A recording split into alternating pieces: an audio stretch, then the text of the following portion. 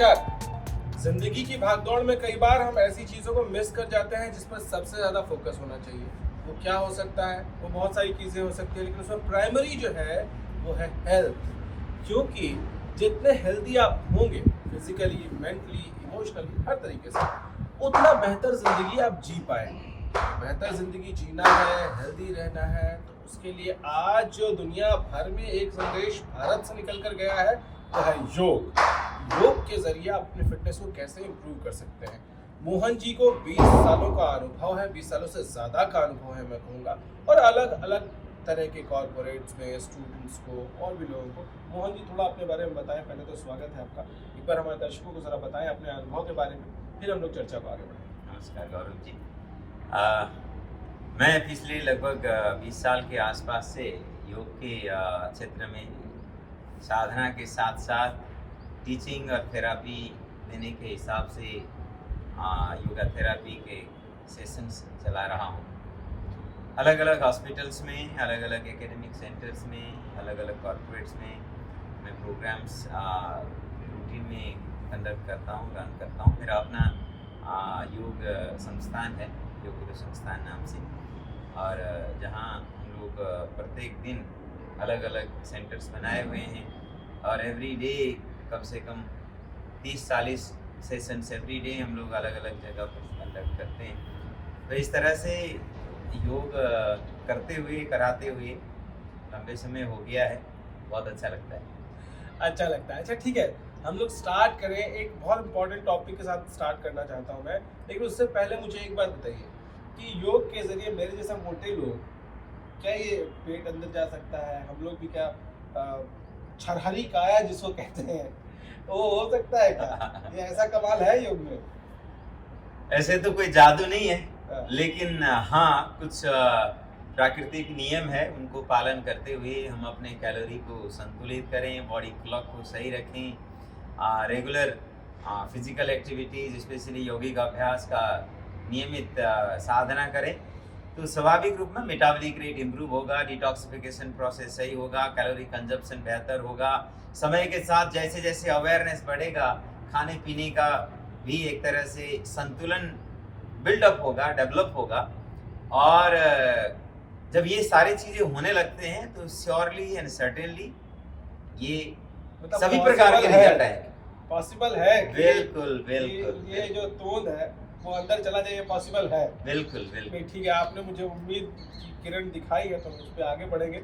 लेकिन आज के एपिसोड में मोटापे पे आएंगे, पेट कैसे कम करना है उसमें भी आएंगे, लेकिन आज के एपिसोड में, क्योंकि ये जो इस समय मौसम है, इस मौसम में लोगों को अक्सर एक समस्या सबसे ज़्यादा परेशान करती है कि ये न पूरी सर्दी है न पूरी तरह से गर्मी है।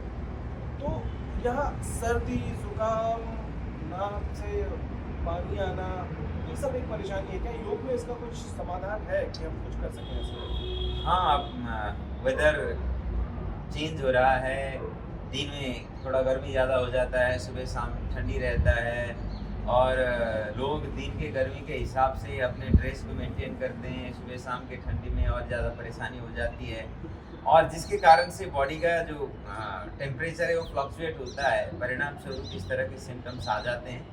सामान्य सावधानी के साथ यौगिक अभ्यास करते हैं तो हम अपने इम्यूनिटी को बेहतर बना सकते हैं। अगर इम्यूनिटी सही रहा तो इस तरह के सिम्टम्स कंट्रोल में रहेंगे। ठीक है, जैसे क्या क्या आसन कर सकते हैं, अगर आप हमें बताएं। कोई फिक्स टाइप के छोटा सा सीरीज कर लेते हैं, क्योंकि बहुत लंबा करेंगे तो हो सकता है फॉलो करने में कई लोगों को मुश्किल आए। एक तो सूर्य नमस्कार का अभ्यास करना है, अभी हम करते हैं, और दूसरा हम क्या करेंगे कि एवरीडे एक अमृत रस के रूप में जादुई एक पेय बना सकते हैं, जिसमें अदरक, लौंग, काली मिर्च और तुलसी के पत्ते, ये 4 चीजें हो गई। इसको उबालना है और 2 गिलास पानी में उबाल करके लगभग 1 गिलास करीब हो जाए, उसको आप अपने ग्लास में डालिए, वहाँ थोड़ा सा शहद, थोड़ा नींबू का रस डालिए, और वो एक तरह से आपका ग्रीन टी के तरह हो गया। आप दिन में कम से कम 2 बार इसको पी लीजिए। मतलब जो बनाया है सुबह उसको रख सकते हैं, बाद में गर्म करके पी सकते हैं, या फ्रेश बनाना है? फ्रेश बना पाएंगे तो स्वाभाविक रूप में वो अच्छा है, अदरवाइज थर्मस में रखना पड़ेगा क्योंकि वो ठंडा हो जाएगा। तो दिन में 2 बार ऐसा ग्रीन टी बना करके, नेचुरल ग्रीन टी एक तरह से immune boosting green tea P लें। और क्योंकि ग्रीन टी एक तरह से ट्रेंडी हो गया, फैशन हो गया, इसलिए हमारे यहाँ तो काढ़ा कहते हैं, हम काढ़ा बोलेंगे। हाँ। लेकिन अब कई लोगों को थोड़ा सा ट्रेंडी वर्ड देने के लिए मैंने ग्रीन टी नहीं, बोला। नहीं, काढ़ा ठीक और लगेगा। ये बना करके दिन में 2 बार पी लें और सूर्य नमस्कार का अभ्यास करें। एक छोटा सा दो ब्रीदिंग एक्सरसाइज का एक टेक्निक सीक्रेट में सिखाऊंगा। इसके अलावा कुछ करने की जरूरत नहीं है। इम्यूनिटी टनाटन होएगा और ये कोल्ड इन्फेक्शन और इस तरह का कॉम्प्लिकेशंस पूरी तरह से प्रिवेंट हो जाएगा। अच्छा, चलिए फिर वो आइए करते हैं। इसमें अच्छे से पसीना निकाल सकते हैं। अच्छा, और ये बहुत छोटा प्रैक्टिस है, कम समय में बहुत अच्छा कैलोरी कंजप्शन होता है। आप कह रहे थे ना दूध कम करनी है तो ये इसके लिए भी ये बहुत अच्छा है। चलिए आइए शुरू करते हैं। दोनों पैरों को मिलाएंगे, दोनों हाथ को ऐसे नमस्कार मुद्रा पर रखेंगे लंबी श्वास के साथ। ये एक तरह से कंप्लीट एक्सरसाइज है और इसको हम योगिक कार्डियो भी कहते हैं, सूर्य नमस्कार। लंबी श्वास के साथ आंखें बंद करके एक बार संपूर्ण शरीर को ऑब्जर्वेशन करें, अपने आप को इंटरनलाइज करेंगे और फिर श्वास भरते हुए दोनों हाथ को ऊपर ले जाएंगे और फिर श्वास छोड़ते हुए आगे चले जाएं। दोनों हाथ से पैरों को पकड़ लें। जिनको कमर में दर्द हो थोड़ा सा ऊपर ही रह सकते हैं, ऐसे आगे की ओर देखते हुए। कमर में दर्द ना हो तो सिर को नीचे ले जाकर के घुटनों तक पहुंचा सकते हैं और फिर श्वास भरते हुए सिर को ऊपर उठाएं, पैर मोड़कर बाएं पैर को पीछे ले जाएंगे, आगे और ऊपर देखेंगे, कमर थोड़ा नीचे ले जाएं। श्वास छोड़ते हुए दोनों पैर को पीछे, श्वास रोककर नीचे जाएंगे अष्टांग आसन। श्वास भरते हुए आगे से ऊपर उठेंगे भुजंग आसन, पीछे पैर मिले हुए रखेंगे और श्वास छोड़ते हुए पर्वतासन पर आएंगे, एड़ी जमीन पर, कमर ऊपर, पीठ सीधी, पेट अंदर। श्वास भरते हुए बाएं पैर को फिर आगे ले आएंगे, ऊपर देखेंगे और श्वास छोड़ते हुए दोनों पैर आगे ले जाएंगे। आप पहली बार में बहुत अच्छा कर रहे हैं, थैंक यू।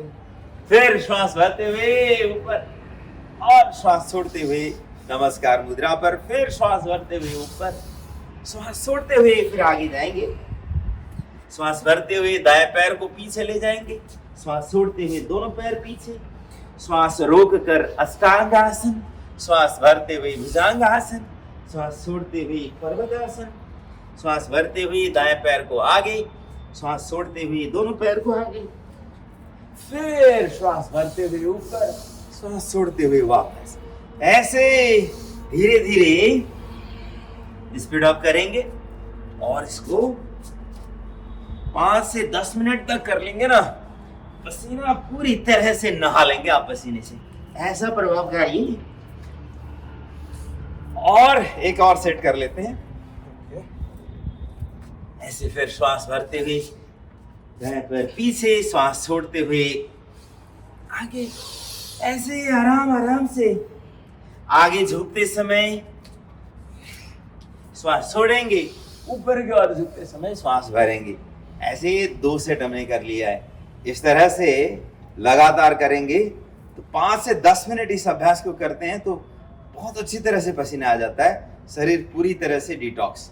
नहीं, मैं बहुत चीजें गलत कर रहा था, फिर भी फील हो रहा है कि कुछ तो अंदर पूरी तरह से शरीर डिटॉक्स हो जाता है, स्वेटिंग अच्छी तरह से आने लग जाती है, ब्लड सर्कुलेशन बहुत बढ़िया हो जाता है, जिससे जो इन्फेक्शन वगैरह होने का संभावना है ना वो कम हो जाता है। और उसके साथ साथ दूसरा क्या होता है इससे कि आपका बॉडी के अंदर जब आप अच्छी तरह से पुश कर लेते हैं ना, इस ब्रेक के समय में शरीर के अंदर एंडोर्फिन का रिलीज होता है जो हीलिंग प्रोसेस को बेहतर बना देता है। और इसके बाद क्या करना है, थोड़ी देर लेट करके रिलैक्स करते हैं, ऐसे शवासन। पैरों के बीच में थोड़ा सा फासला रखें, गैप रखें, हथेली आसमान की ओर करेंगे, आंखें कोमलता से बंद। लंबी और गहरी श्वास के साथ संपूर्ण शरीर को रिलैक्स होने का सुझाव देंगे। सहज भाव के साथ शरीर के एक एक अंग को, एक एक कोशिकाओं को रिलैक्स होते हुए अनुभव करें। अपने चेतना यात्रा को पांव से लेकर सिर तक और सिर से लेकर पांव तक ले जाते हैं। पहले पैरों को हल्का सा हिलाएंगे और ढीला छोड़ दें, फिर मिडिल बॉडी को हल्का हिलाएं, ढीला छोड़ दें, दोनों हाथों को हल्का सा हिलाकर ढीला छोड़ दें, सहज अनुभव करते हुए ढीला छोड़ दें। फिर अपने गले और गर्दन को हल्का सा हिलाकर सहज छोड़ दें, अपने चेतना को चेहरे की ओर ले आकर चेहरे पर एक एक भाग को रिलैक्स होने का सुझाव दें। पूरी तरह सहजता को अनुभव करें। इस तरह संपूर्ण शरीर को ऊर्जा से भरपूर महसूस करें। थोड़ी देर सहजता को अनुभव करते हुए अपने रोम रोम तक श्वास के स्पर्श और स्पंदन को अनुभव करें। इससे थकान उतर जाता है, इससे ब्लड सर्कुलेशन स्टेबल हो जाता है, हार्ट रेट और रेस्पिरेशन रेट स्टेबल हो जाते हैं, शरीर हीलिंग मोड में चली जाती है, ब्रेन का थकान उतर जाता है, माइंड रिलैक्स हो जाता है, पॉजिटिव हो जाता है। तो इस तरह के सकारात्मक परिवर्तन वाले यह छोटा सा अभ्यास जिसको हम मृत आसन कहते हैं, शवासन कहते हैं, इस अभ्यास के बाद फिर सहज भाव के साथ धीरे से बाईं करवट लेकर बैठ जाएंगे और बैठ करके एक छोटा सा ब्रीदिंग अभ्यास करेंगे।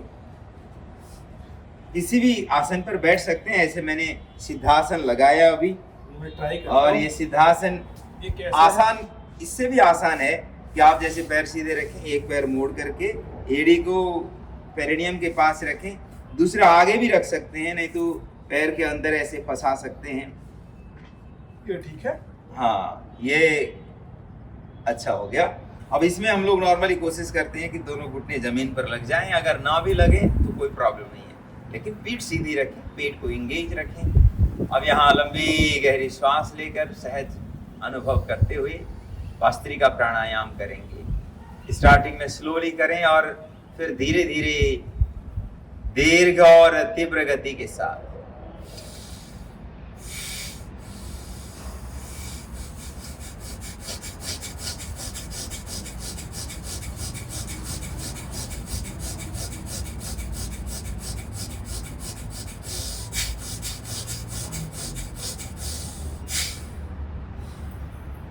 और सहज हो जाए। जिनको हार्ट से रिलेटेड समस्या ना हो या अन्य कोई मेजर समस्या ना हो, इस तरह से दीर्घ और तीव्र गति से कर सकते हैं। जिनको पहले से समस्या हो, उनको ज़्यादा स्पीड से करने में हो सकता है कठिन हो, तो लंबी श्वास लें, लंबी श्वास छोड़ें, इस तरह से सामान्य गति से कर सकते हैं।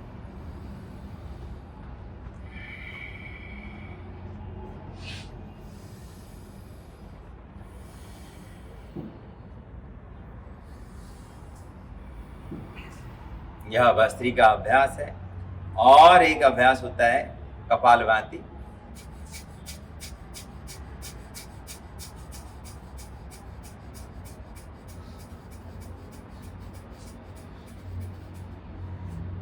एक मिनट में 100 से 200 बार तक कर सकते हैं। इस तरह से 200 बार? हाँ, जितना तेजी से कर सकें। जिनको पहले से समस्या होगा, खास करके हार्ट से रिलेटेड या ब्रेन से रिलेटेड, तो उनको 1 मिनट में 50 के आसपास करना है। और जिनको समस्या नहीं है, स्पीड बढ़ाना है।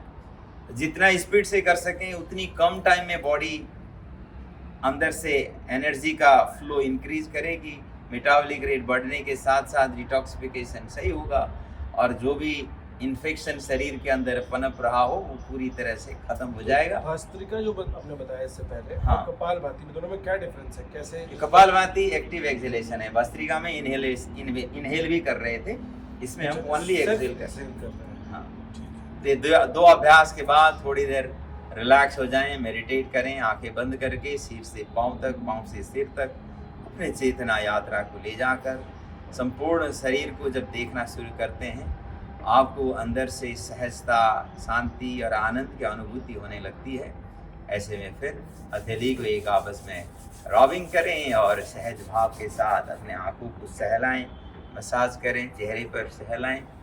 इससे ऐसे फेशियल रीजन पर रिंकल्स भी दूर हो जाते हैं, आंखों का डार्क सर्कल भी रिमूव होता है, ये लाभ भी होते हैं। धीरे से हाथ को वापस ले आएंगे, ब्लिंकिंग करते हुए आंखें खोल देंगे। धन्यवाद।